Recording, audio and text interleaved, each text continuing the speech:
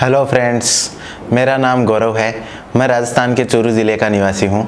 मैंने हाल ही में जो IAS 2020 का परिणाम आया है उसमें मैंने 13वां स्थान हासिल किया है। आज मैं इस वीडियो में मेरी स्ट्रेटेजी बताने वाला हूँ। मेरा ये पहला अटेम्प्ट था, इसलिए मेरी जो ये स्ट्रेटेजी होगी वो फर्स्ट अटेम्प्ट और फ्रेशर स्टूडेंट को ओरिएंटेड होगी। मैंने अपना जो ग्रेजुएशन किया है वो IIT BHU से बीटेक किया है मैंने माइनिंग इंजीनियरिंग में। उसके बाद मैंने मास्टर्स किया है सोशियोलॉजी में महाराजा गंगा सिंह यूनिवर्सिटी बीकानेर से। और मेरा जो परिवार है उसमें मेरे पिताजी शिक्षक हैं, मेरी जो माताजी हैं वो गृहिणी हैं और एक मेरा छोटा भाई है। तो आज हम जो ये स्ट्रेटेजी डिस्कस करने वाले हैं उसको 3 पार्ट में डिस्कस करेंगे कि प्रीलिम्स के लिए किस तरीके से रणनीति बनाई जाए, जो मेंस है उसको किस तरीके से रणनीति बनाई जाए और जो लास्ट का स्टेज है इंटरव्यू उसकी तैयारी कैसे की जाए। सबसे पहले हम प्रीलिम्स की बात करते हैं। तो प्रीलिम्स में जो कट ऑफ है और दिन ब दिन जो जैसा पेपर आ रहा है उसका नेचर चेंज हो रहा है, तो ये चैलेंजिंग होता जा रहा है कि किस तरीके से उस कट ऑफ को आराम से क्वालिफाई करें। और हमेशा से जो कट ऑफ से 10 या 12 नंबर का आपको मार्जिन बना के रखना चाहिए ताकि किसी भी केस में आपको टेंशन ना हो और जस्ट आप अगले दिन से ही आप प्रिपरेशन के लग जाएं मेंस की। तो प्रीलिम्स की स्ट्रेटेजी के मैं 4 से 5 पॉइंट आपको मुख्य बताना चाहूँगा जिसके ऊपर आप। Welcome to Lukman IAS, the Public Administration Foundation. Live online classes are as effective as offline classes. Study Public Administration optional under the guidance of S. Ansari, the one who has taken this optional to a new height. Since 2011, Lukman IAS students have maintained the records of securing the highest marks in this optional. Go through the course features of Public Administration Foundation for 2021. Live classes are similar to offline classes in terms of the concept building, the interaction and addressing of students' queries, and the dictation of notes. There will be elaborate discussions on concepts, theories and principles, linking them with contemporary and current developments. In the live classes, notes are properly dictated the way it is done in offline classes. In fact, it is one USP of S. Ansari sir's classes. Optional is like a religion. You have to study it with a discipline and dedication under a guru. Most students get good ranks due to ethics, essay and optional, for which one does not have a better choice than Lukman IAS. So, contact us today for more information.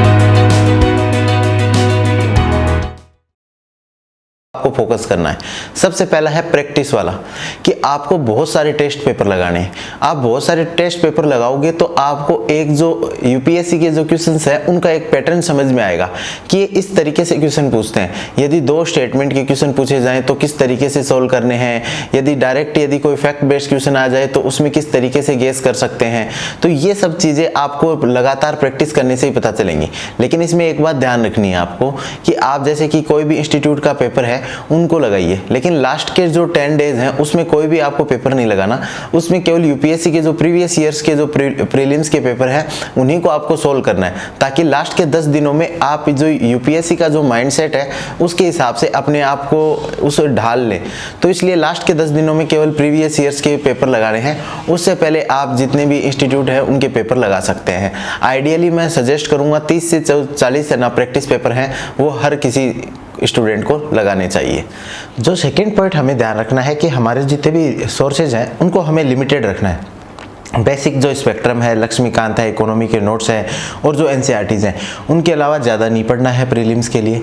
और दूसरा, हम जो ये rapid revision series है जैसे ला excellence की RRP series चलती है, ओनली IAS की जो उड़ान सीरीज़ है, ये दोनों बहुत कॉम्प्रहेंसिव है। इन दोनों में से किसी एक को आप रिवीजन के लिए रख लीजिए ताकि आपने स्टैंडर्ड बुक्स को भी फॉलो कर लिया और कॉम्प्रहेंसिव रिवीजन सीरीज़ को भी फॉलो कर लिया। इससे ज़्यादा अपने मटेरियल को एक्सपेंड मत कीजिए, ये सबसे ज़रूरी है।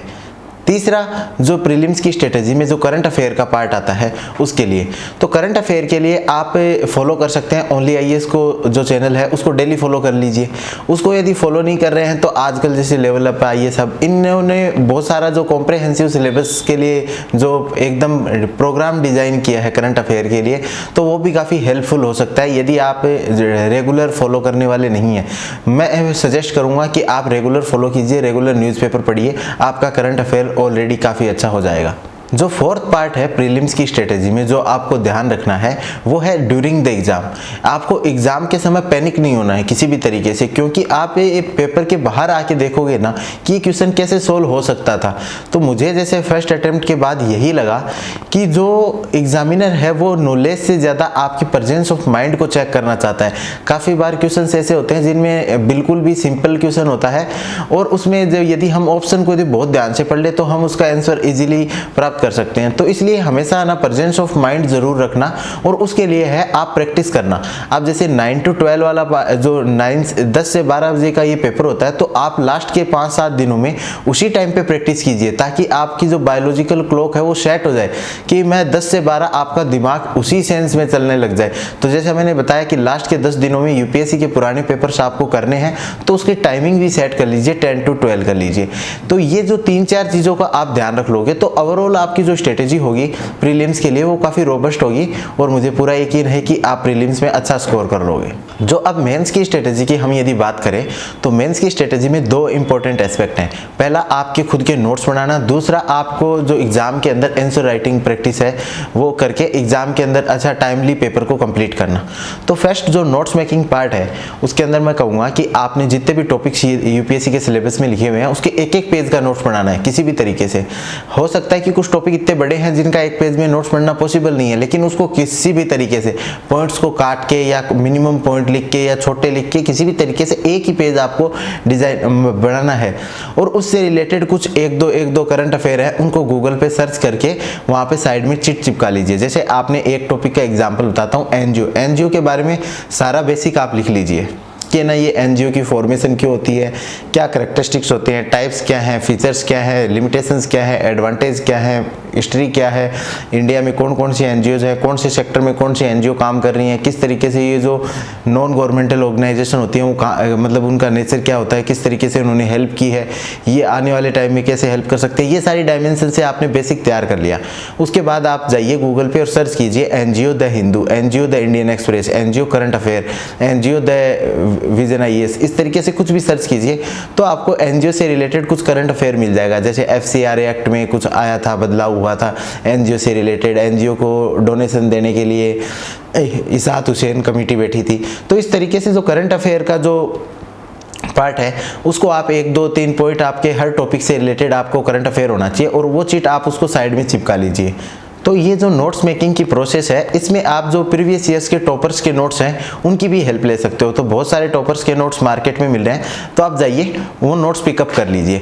उसके बाद जो करंट अफेयर वाला पार्ट है वो आपको खुद को करना पड़ेगा, या तो आप जहाँ से रेगुलर जहाँ से पढ़ रहे हो वहाँ से देखिए, कुछ भी करंट अफेयर आए उसको वहाँ पर लिख लीजिए। तो ये नोट्स मेकिंग आपको करनी पड़ेगी और ये आपको पर्सनलाइज्ड करनी पड़ेगी। किसी दूसरे के टॉपर के नोट्स या अपने साथी के नोट्स साथ में आप उसको इतना अच्छे से यूटिलाइज नहीं कर पाओगे।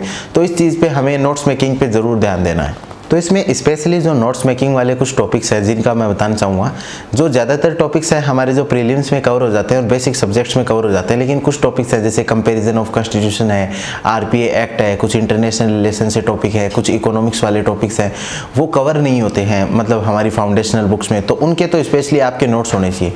और इथिक्स का जो नोट्स मेकिंग है उसके अंदर आपको जो डेफिनेशन पार्ट, करंट एग्जाम्पल, आपकी खुद की लाइफ के एग्जाम्पल, किसी पर्सनैलिटी के एग्जाम्पल, तो वो एक साथ एक लिस्ट बनानी है। जैसे एग्जांपल के तौर पे यदि हम इंटीग्रिटी का लें तो इंटीग्रिटी की आप डेफिनेशन अच्छी सी याद कीजिए, एक डेफिनेशन, एक प्रैक्टिकल डेफिनेशन याद कीजिए उसकी, दूसरा कि उसका एक एग्जांपल की किसी लीडर ने कोई इंपॉर्टेंट इंटीग्रिटी का एग्जांपल दिया हो, उसके बाद उसके ऊपर कोई कोट हो तो वो याद कर लीजिए। आप पर्सनल लाइफ में आपने इंटीग्रिटी कहाँ दिखाई है वो देख लीजिए, कुछ करंट अफेयर का एग्जाम्पल आपको याद हो तो वो लिख लीजिए। फिर जो इंटीग्रिटी की वैल्यू है उसकी ऑनेस्टी के मतलब दूसरी अदर वैल्यूज के साथ क्या रिलेशन है, ऑनेस्टी वगैरह के साथ, तो उसको आप ना मतलब कि लिख लीजिए। प्रोबिटी के साथ क्या है, फिर इंटीग्रिटी को किस कमिटी वगैरह ने बताया है उसके ऊपर लिख लीजिए, फिर इसकी फिलोसॉफिकल बेसिस क्या है। तो इस तरीके से आप एक ही पेज पे एक वैल्यू का अच्छा सा नोट्स बना लीजिए ताकि जब भी इंटीग्रिटी से रिलेटेड कोई भी क्वेश्चन आएगा मेंस में तो आपको उस पेज के ऊपर ही अपना ध्यान रखना है कि इस पेज में मैंने क्या लिखा था और अब जो मेरे पास लिमिटेड रिसोर्सेज है इनसे मुझे आंसर राइटिंग कैसे करनी है। तो इसके ऊपर हमारा पूरा फोकस रहना चाहिए। अब जो सेकंड पार्ट है मेंस में, वो है आपका आंसर राइटिंग की प्रैक्टिस करना, क्योंकि आप बहुत ज़्यादा प्रैक्टिस करोगे तभी 3 घंटे के अंदर जो 4000 से ज़्यादा वर्ड लिखने हैं आपको, और इवन ये मतलब 5000 वर्ड तक भी लिखने पड़ सकते हैं। जैसे ऑप्शनल का है तो उसमें बहुत सारे मतलब ऐसे क्वेश्चन आते हैं जहाँ पे आपको वर्ड लिमिट क्रॉस भी करनी पड़ती है, तो आप अपनी उस प्रैक्टिस कीजिए। उस प्रैक्टिस के लिए मैं सजेस्ट करूँगा आप डेली प्रैक्टिस कीजिए। जैसे कि ज़्यादातर हम क्या देखते हैं कि स्टूडेंट्स जो वीकेंड पे जाके टेस्ट दे के आते हैं, उसके कंपेरिजन में मैं ये मेथड को ज़्यादा सूटेबल मानता हूँ कि आप हर दिन 4 से 5 क्वेश्चन डेली लिखिए, ताकि आपके जो पूरे 5 दिन भी लिखोगे तो आप 25 से 30 क्वेश्चन प्रैक्टिस कर लोगे। ये एक ज़्यादा बढ़िया प्रैक्टिस है रेदर देन आप संडे को जाके एक साथ 20 क्वेश्चन लिख के आ रहे हैं। तो उसमें क्या होगा कि आप, और ये जो 4-5 क्वेश्चन डेली लिखेंगे तो उसमें जो आपकी कमियां हैं वो उसी टाइम पे आपको पता चल जाएंगी और उनका सुधार इंस्टेंटली हो जाएगा। तो मैं आंसर राइटिंग प्रैक्टिस में यही सजेस्ट करूंगा आपकी डेली 4 से 5 क्वेश्चन डेली लिखिए, और जो प्रीलिम्स और मेंस का टाइम है उसके बीच में यदि आपने 90 डेज में से यदि 70 दिन भी लिख लिया तो आपकी 300-350 क्वेश्चन की प्रैक्टिस कर लोगे, तो ऑलमोस्ट आप हर प्रकार के क्वेश्चन की प्रैक्टिस कर पाओगे। मेरा ऑप्शनल जैसे एंथ्रोपोलॉजी था, एंथ्रोपोलॉजी से रिलेटेड एक डिटेल डिस्कशन हमने अलग वीडियो में किया है। फिर भी जो मेन स्ट्रेटेजी है जिसमें मैंने जो बेसिक जो नोट्स फॉलो किए थे, करणदीप सर के नोट्स फॉलो किए थे, उसमें जो रामनिवास सर है उनके नोट्स से मैंने उनको वैल्यू ऐड किया था, और जो बेसिक बुक्स और करंट अफेयर से मैंने वैल्यू ऐड किया था। और आंसर राइटिंग के लिए मैं डेली आंसर राइटिंग की जगह वीकली टेस्ट को प्रीफर करता था एंथ्रोपोलॉजी में, क्योंकि ये एक रेदर स्टैटिक टॉपिक था और इसमें ज़्यादातर आपको आंसर्स में कुछ ज़्यादा मॉडिफिकेशन नहीं करना होता था, इसलिए इसमें मैं वीकली टेस्ट सीरीज का जो प्रोग्राम है उसको फॉलो करता था। अब जो तीसरा और लास्ट स्टेज है इंटरव्यू प्रिपरेशन की, ये काफ़ी इंपॉर्टेंट है। इसमें आपको किस तरीके से तैयारी करनी है उसको मैं बताऊंगा। इसमें आप जो पूरा सिलेबस है उसको एक फ्लो चार्ट में डिवाइड कर लीजिए कि आपसे रिलेटेड, डेप्थ से रिलेटेड क्या क्या क्वेश्चंस हो सकते हैं। दूसरा, आपसे रिलेटेड कोई करंट अफेयर है वो उसमें कैसे क्वेश्चन बन सकते हैं। करंट अफेयर्स के अलावा कंट्रोवर्शियल टॉपिक्स पे क्या क्या क्वेश्चंस बन सकते हैं। उसके अलावा कुछ पर्सन न्यूज़ रहे हैं उनसे रिलेटेड, या यूपीएससी के जो मेंबर्स हैं उनके बैकग्राउंड से रिलेटेड क्या क्वेश्चंस बन सकते हैं। अब जो आपका डेप्थ रिलेटेड है उसको भी आप डिवाइड कर लीजिए, आप कौन कौन सी जगह रहे हैं, उन जिलों का, उन स्टेट का आपस में। फिर उसको सब्जेक्ट वाइज पूरा, जैसे अपना ऑप्शनल का और जो ये अपना सब्जेक्ट होता है जीएस मेंस का, उसी हिसाब से चलिए। जैसे कि मेरा प्लेस, नेटिव प्लेस चूरू है, तो चूरू में सबसे पहले मैं देखूंगा कि किस तरीके से आर्ट एंड कल्चर यहाँ डेवलप हुआ, फिर यहाँ हिस्ट्री कैसी है, यहाँ की जियोग्राफी कैसी है, पॉलिटिकल सिस्टम कैसा है, यहाँ पे पीआरआई पंचायती राज सिस्टम कैसा है, यहाँ पे कलेक्टर साहब कौन है, यहाँ पे जो एसपी कौन है। इस तरीके से मैं मतलब एकदम पूरा जो सिलेबस में दिया हुआ है वो उसी सिलेबस को चूरू के लिए पूरा तैयार कर लूँगा। उसी तरीके से यदि मैं जयपुर रहा हुआ हूँ तो जयपुर के रिलेटेड, मैं बनारस में हूँ तो मैं बनारस से रिलेटेड सारी चीज़ें वो कवर करनी है। उसके बाद आप उस जगह से ऊपर आके, जैसे कि आपका जो नेटिव स्टेट है उसकी तैयारी करनी है। अब जो आपका नेटिव स्टेट है उसकी क्या तैयारी करेंगे, सबसे पहले कौन से करंट अफेयर में इश्यूज चल रहे हैं उसको देखिए। फिर जैसे उस यदि स्टेट को कोई आउटसाइडर देखेगा तो कौन सी नज़र से देखेगा। जैसे यदि राजस्थान को देखेगा तो यहाँ के कल्चर की नज़र से देखेगा, यहाँ के टूरिज्म की नज़र से देखेगा, यहाँ पे जो वाटर स्केर्सिटी है उसकी वजह से देखेगा, यहाँ के थार डेजर्ट की वजह से देखेगा। तो किसी भी जो मतलब कि सीनियर आदमी है उनसे पूछिए कि आप राजस्थान को किस नज़र से देखते हैं, तो जो 5, 7, 10 पॉइंट मिले उनकी भी आपको तैयारी करनी चाहिए। उसके बाद जो वहाँ का जो 4 या 5 बेसिक जो एस्पेक्ट होते हैं, जैसे सोशल एस्पेक्ट है, पॉलिटिकल एस्पेक्ट है, इकोनॉमिकल है, ज्योग्राफिकल है, हिस्टोरिकल है, कल्चर का पार्ट है, इन सबको आप एक साथ तैयार कर लीजिए। तो ये आपका बेसिक डेफ के अंदर आप जहाँ जहाँ रहे हो उस जगह का एक पार्ट तैयार हो जाएगा। अब डेफ के अंदर जो दूसरा पार्ट तैयार करना है वो आपके हॉबी और इंटरेस्ट का है, और हॉबी और इंटरेस्ट के साथ मैं जो तीसरा पार्ट कनेक्ट करता हूँ कि डेफ के अंदर यदि आपने कुछ भी लिखा है तो वो आपका हॉबी जैसा ही माना जाएगा। जैसे यदि आपने लिखा है कि मैं किसी कल्चरल इवेंट का कोऑर्डिनेटर था, तो कोऑर्डिनेटर कितने प्रकार के होते हैं, आपने कैसे कोऑर्डिनेट किया, आपने क्या गलती की, आपने क्या अच्छा किया, आपका वो एक्सपीरियंस कैसे काम आ सकता है। इस तरीके से आप क्वेश्चन को डिजाइन कीजिए कि कोऑर्डिनेशन, दूसरे आपने फेस्ट देखे क्या, आपने कौन सा कोऑर्डिनेटर आपका फेवरेट है, आपने बड़े बड़े कौन से फेस्ट देखे हैं, उनके कोऑर्डिनेटर क्या अलग करते हैं, आपने कैसे किया।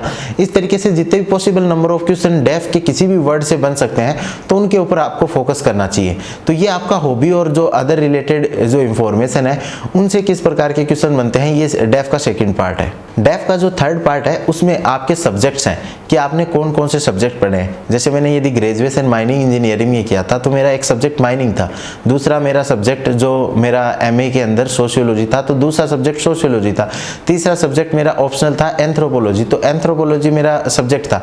चौथा कि एक जनरली यूपीएससी क्वेश्चन पूछ लेती, मेंबर्स क्वेश्चन पूछते हैं कि आपका फेवरेट सब्जेक्ट कौन सा है, तो एक फेवरेट सब्जेक्ट कोई भी तैयार करना। तो इस तरीके से आप अपना डेप्थ देखिए, उसमें पॉसिबल नंबर ऑफ जितने भी सब्जेक्ट हो सकते हैं उनकी एक लिस्ट तैयार कर लीजिए। फिर उन लिस्ट से आप देखिए कि प्रीवियस ईयर्स के जो आपके मॉक इंटरव्यूज़ हैं या फिर यूपीएससी के रियल इंटरव्यूज़ हैं, उनमें जैसे सोशियोलॉजी से रिलेटेड क्या क्या क्वेश्चन पूछे गए हैं उनको 30-40 क्वेश्चनों को नोट कर लीजिए, एंथ्रो से रिलेटेड क्या पूछे गए हैं उनको नोट कर लीजिए, माइनिंग से रिलेटेड क्या पूछे गए हैं उनको नोट कर लीजिए, या फिर आपका जैसे फेवरेट सब्जेक्ट मैंने सोच रखा था कि यदि मुझसे पूछेंगे तो साइंस एंड टेक्नोलॉजी बताया जाएगा, तो साइंस एंड टेक से रिलेटेड क्या क्या क्वेश्चन पूछे गए हैं। तो इस तरीके से आप एक कॉम्प्रहेंसिव तैयारी कर पाएंगे सभी के ऊपर, और इस तरीके से आपका डेप्थ तैयार हो जाएगा। उसके बाद जो करंट इवेंट में इश्यूज है उनको तैयार कीजिए। उसमें स्पेशली मैं बताऊंगा लास्ट के 5 या 7 दिनों का जो न्यूज़पेपर है उसको अच्छे से पढ़िए, एकदम अच्छे से। मेरे से जो रियल इंटरव्यू में 2 या 3 ऐसी न्यूज़ पूछी गई थी जो उसी दिन के न्यूज़पेपर में थी, और सभी न्यूज़पेपर पढ़ने हैं। लास्ट जिस दिन आपका इंटरव्यू है उस दिन आपको जो 5 या 7 जो न्यूज़पेपर हैं जो यूपीएससी के अंदर आते हैं उन सभी को पढ़ना है, क्योंकि किसी से भी एक छोटी सी इंफॉर्मेशन उठा के वो पूछ सकते हैं। तो ये करंट अफेयर का पार्ट आपका अच्छा होना चाहिए, क्योंकि जो एग्जामिनर है वो अप्रिशिएट करता है कि आप जो करंट जो डे टू डे लाइफ में जो हैपनिंग हो रही है उनके साथ आप कनेक्टेड हो। तीसरा जो पार्ट है वो है कंट्रोवर्शियल टॉपिक से रिलेटेड, जैसे कि मतलब कि जो हमारा रिजर्वेशन से रिलेटेड पॉलिसी है, फिर कश्मीर से रिलेटेड इश्यूज़ हैं, या फिर फॉरेन पॉलिसी से रिलेटेड इश्यूज़ है, वहाँ पे हमें काफ़ी डिप्लोमेटिक आंसर देने पड़ते हैं, काफ़ी एकदम मिडल पाथ अपनाना पड़ता है। तो इसलिए मैं इन जो टॉपिक्स हैं इनको आप डिटेल डिस्कशन कीजिए, जो अपना ग्रुप बनाइए उसमें डिटेल डिस्कशन कीजिए। आपको आर्गूमेंट काउंटर आर्गूमेंट सभी के बारे में पता होना चाहिए, ताकि आप जो कंट्रोवर्शियल टॉपिक है उसमें कोई भी ऐसी बात नहीं बोलें जो ऑफेंडिंग हो। तो इस चीज़ पे आपको ज़रूर ध्यान देना है। तो ये कॉम्प्रहेंसिव हम ये तैयारी कर सकते हैं इंटरव्यू की, जो 3 पार्ट में मैंने आपको बताया। इसके बाद जब आपकी ये तैयारी हो जाए तो आपको लगातार बहुत सारे मॉक देने। ये मेरी पर्सनल स्ट्रेटेजी थी कि ज़्यादा से ज़्यादा मॉक देके मैं अपनी गलतियों को खुद से लिखूं, और मैं उन गलतियों को किस तरीके से दूर कर रहा हूं वो उसमें डिटेल में खुद से लिखता था। जैसे कि मैंने पहली बार में देखा कि मैं काफ़ी तेज़ बोलता हूँ, ये मेरी गलती है, तो मैं फिर आगे की वीडियो में देखता था कि क्या मैं उसी लाइन को बोलने में यदि मैंने 5 सेकंड इंक्रीज किए हैं या नहीं किए।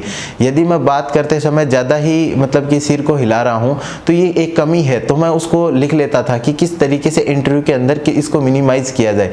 तो मैं लगातार जब 15-20 जो मॉक की प्रैक्टिस के बाद मुझे ये एहसास हो जाता था कि मेरी जो गलतियाँ हैं वो 90% तक रिड्यूस हो चुकी हैं। तो इस तरीके से आप भी कीजिए। यदि आप मॉक इंटरव्यू नहीं देते हैं तो आप घर पे सामने जो शीशे के सामने ये प्रैक्टिस कर सकते हो, या कैमरे में रिकॉर्ड कर सकते हो, ताकि आपको जो अपनी गलतियाँ हैं उनका पता चल जाए और वो आप नेक्स्ट टाइम में उसको रिड्यूस कर सके। जो अब फाइनल में जो हमने पूरी स्ट्रेटेजी डिस्कस कर ली प्री मेंस और इंटरव्यू की, अब जो हम डिस्कस करते हैं कि क्या 3-4 चीज़ें हैं जिनका हर स्टूडेंट को ध्यान रखना चाहिए। पहला है कि लगातार आपको मोटिवेशन बना के रखना है। आप ऐसा नहीं कि निराशा में पढ़ रहे हो, डिप्रेशन में आके नेगेटिव थॉट के साथ पढ़ रहे हो, नहीं। आप एक अच्छा सा सपना सोचिए कि मुझे यूपीएससी में टॉप मारना है, और फिर पूरी जो आपकी एनर्जी है, जुनून है, उसमें लगा दीजिए और एकदम अच्छे से तैयारी कीजिए। पहली चीज़ तो मैं ये बताना चाहूँगा। दूसरी, आपको अब स्मार्ट वर्क करने की ज़रूरत है। हार्ड वर्क का टाइम गया। अब यदि आप दूसरों से स्मार्ट वर्क नहीं करोगे तो आप पिछड़ जाओगे। इसलिए आप जो नई टेक्नोलॉजी है जिसमें इन्फोग्राफिक्स जैसे नोट्स आ रखे हैं, माइंड मैप्स आ रखे हैं, तो इसका यूज़ कीजिए। टेक्नोलॉजी का आपको अब पढ़ाई में यूज़ करना पड़ेगा, आप उसको आप छोड़ नहीं सकते। तीसरी, मैं आपको बताऊंगा कि इसमें आप कंसिस्टेंट रहिए, और आपको लंबा टाइम लग सकता है कि पता चले कि फर्स्ट अटेम्प्ट के बाद भी आपका सिलेक्शन नहीं होता है, तो निराश नहीं होना बिल्कुल भी। आप अपने अंदर वो कंसिस्टेंसी बना के रखिए कि जब तक यूपीएससी नहीं निकलेगा तब मैं इसकी तैयारी करता रहूँगा। तो ये 3-4 चीज़ों का हम ध्यान रखेंगे तो मुझे लगता है कि बहुत अच्छा रिजल्ट हमारा आ सकता है। तो मेरे जो भी फ्यूचर एस्पिरेंट्स हैं उनको मैं मेरी तरफ से ऑल द बेस्ट कहना चाहूँगा।